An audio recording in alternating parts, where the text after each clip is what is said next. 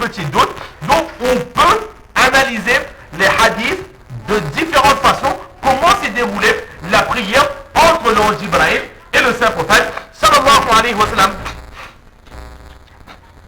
Tout d'abord, nous comprenons que l'ange Jibril, il était le imam et le prophète sallallahu alayhi wa sallam le suivait derrière.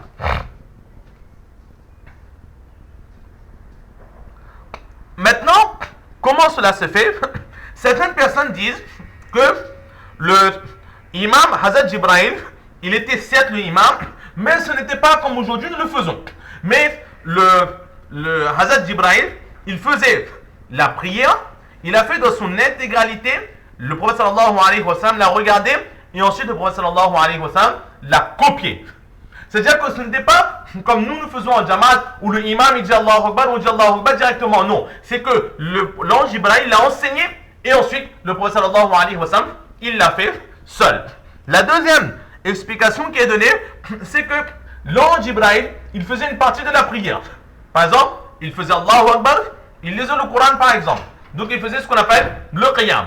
Ensuite il s'arrêtait et le prophète sallallahu alayhi wa sallam il faisait, l'ange Jibril il vérifiait est-ce que c'est bon. Ensuite, il faisait le ruku. Le prophète sallallahu alayhi wa sallam le compiait dans le ruku.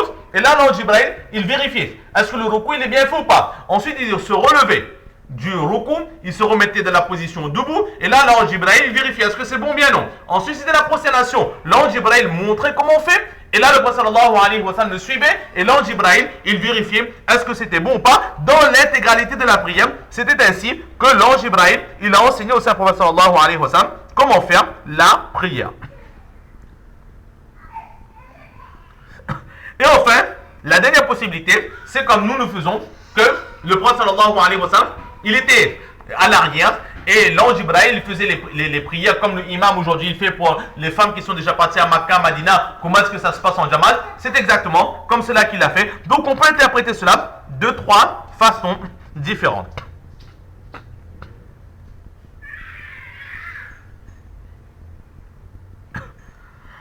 Ensuite, la question s'est posée pourquoi? Parce que la prière elle est obligatoire pour l'homme. La prière n'est pas obligatoire pour les anges.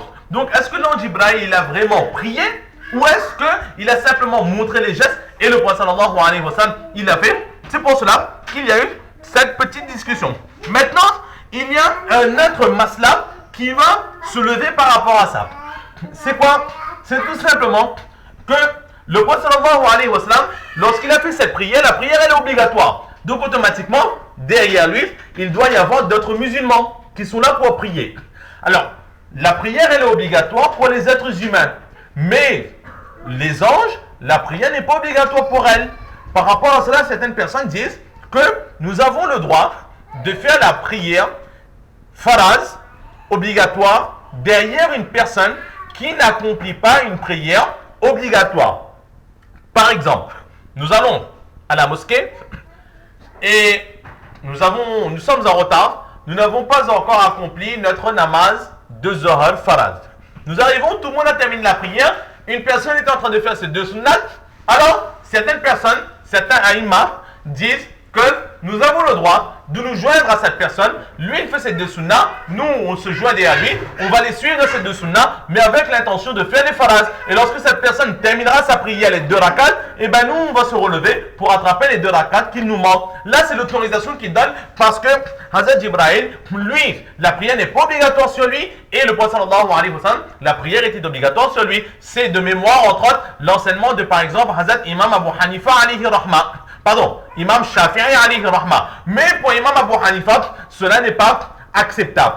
Pour faire la prière en Jamaat, Imam Abu Hanifa, il dit que le imam, il doit accomplir la même prière que la personne qui suit. S'il fait des faraz, alors nous aussi nous devons faire, si nous avons besoin de faire des faraz, il faut que l'imam, il fasse aussi des faraz. Et si nous on fait les faraz de Zohar, il faut que l'imam, lui aussi, il fait les faraz de Zohar. Si par exemple l'imam, il est en train de faire 4 faraz, certes, mais de Asr, et que nous faisons aussi des faraz, mais de Zohar, on ne pourra pas le suivre. Alors que d'autres aïmas, ils donnent cette autorisation par rapport à la généralité de ce hadith, qui dit que l'ange Jibril, il n'avait pas l'obligation de faire la prière n'est obligatoire que pour les êtres humains. Et à cela, Imam Abu Hanifa, les élèves d'Imam Abu Hanifa, ils vont répondre que dans sa généralité, dans le quotidien, les anges n'ont pas l'obligation de faire la prière, mais dans ce hadith précis, l'ange Jibril, il avait l'obligation de faire la prière. C'était un ordre d'Allah. Oh Jibril,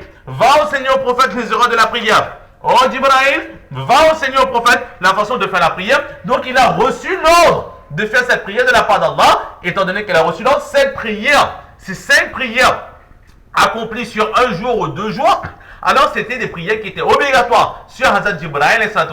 Donc ça revient que nous n'avons pas le droit de faire la prière d'ayant une personne qui n'accomplit pas une prière faraz obligatoire. Là c'est l'enseignement de Imam Abu Hanifa. Lorsqu'Inch'Allah nous allons commencer les chapitres, les hadiths sur la salat, nous allons détailler ces masala Inch'Allah. Ensuite, la deuxième chose c'est quoi? C'est que, comme nous avons dit, que le prophète sallallahu alayhi wa sallam, il accomplit la prière. Et derrière lui, il y a les gens, les quelques musulmans qui suivent. Donc, le imam c'est qui? Est-ce que c'est l'ange Jibril? Mais les sahabis, les compagnons qui sont là, ils ne voient pas l'ange Jibril, ils n'entendent pas l'ange Jibril. Donc ce qui fait que pour eux, l'imam c'est le prophète sallallahu alayhi wa sallam. Donc le problème c'est quoi? C'est que Hazrat Jibril, il est le imam, mais pour le prophète sallallahu alayhi wa sallam. Et le prophète sallallahu alayhi wa sallam, lui il devient l'imam de tous les autres musulmans. Dans une même prière, nous nous retrouvons avec 2 imams. C'est là qu'il y a un problème. Donc la réponse à cela est donnée, c'est très simple. Que lorsque, dans le cas où l'ange Ibrahim a fait la prière et que derrière le prophète sallallahu alayhi wa sallam, il y avait aussi des compagnons, alors nous dirons que le imam, ce n'était pas le saint prophète sallallahu alayhi wa sallam. Le prophète sallallahu alayhi wa sallam, il ne faisait office que d'annonciateur. Il faisait l'annonce des changements de position. Comme aujourd'hui, par exemple, nous allons dans les grandes mosquées, surtout en Arabie Saoudite ou parfois en Inde, etc. Alors le imam, il dit Allahu Akbar. Quelqu'un, le mukabbir derrière, il va répéter Allahu Akbar. On va dire Sami Allahu liman hamida. Le mukabbir va dire Rabbana lakal hamd. Aujourd'hui, cela se fait. Alors, dans ces prières dirigées par l'ange Jibril, le prophète sallallahu alayhi wa sallam, il faisait simplement office de mukabbir. Il annonçait les changements de position pour les compagnons. Et en analysant le hadith de cette façon, il n'y a plus d'ambiguïté et il n'y a plus d'objection.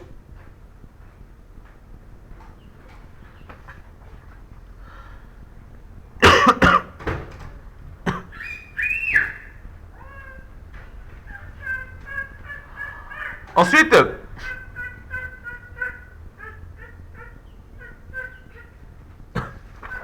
donc, dans d'autres hadiths, après avoir accompli la prière, il les dit que j'ai reçu l'ordre d'accomplir la prière ainsi. Alors, ce n'est pas dans le hadith que nous avons, mais dans d'autres hadiths qui se trouvent dans le Bukhari Sharif. Là, on peut analyser de 2 façons. C'est-à-dire que le prophète sallallahu alayhi wa sallam, il dit aux compagnons que c'est ainsi que j'ai reçu l'ordre d'accomplir la prière, c'est-à-dire les 5 horaires enseignés par l'ange Jibril et la façon faite par l'ange Jibril, c'est ainsi que la prière nous a été enseignée, c'est ainsi que vous devrez prier. Ou d'autres façons, hakada umir tout, c'est-à-dire que l'ange Jibril dit que au prophète d'Allah, j'ai reçu l'ordre d'accomplir la prière ainsi, de te l'enseigner, maintenant tu dois agir ainsi. Ou encore, on peut interpréter d'une autre façon, que, ô prophète d'Allah, c'est ainsi que tu as reçu l'ordre de prier. Je suis là pour t'enseigner comment prier. Et là, hakada umirta, tu as reçu l'ordre de prier comme je viens de faire dans les horaires que je viens de t'enseigner. Mais ça, lorsque ces hadiths viendront, nous allons les analyser un petit peu plus en profondeur, Inch'Allah. Donc, pour terminer avec ce hadith, quelques petites leçons que l'on peut tirer. Tout d'abord, c'est